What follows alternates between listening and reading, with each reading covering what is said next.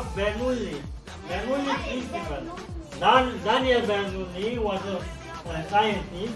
He taught us this principle. Okay? When the velocity of air is very fast, the pressure decreases. Okay? Now we're gonna put like this, and I'm gonna blow air with the blower, master machine air from me. What will happen? Should I give you? I don't know.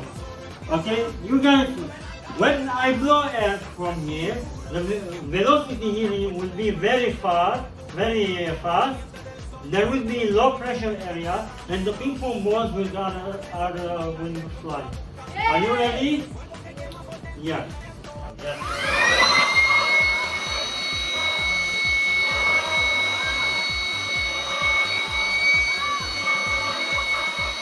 How easy?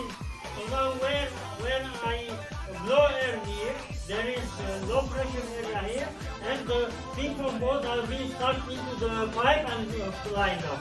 Okay? Now we're gonna do our ping pong gun machine, and we're gonna shoot the cups there. Okay? Yeah. Now we have our ping pong gun. You're gonna open here. We're gonna shoot the paper cup pyramid there. Okay.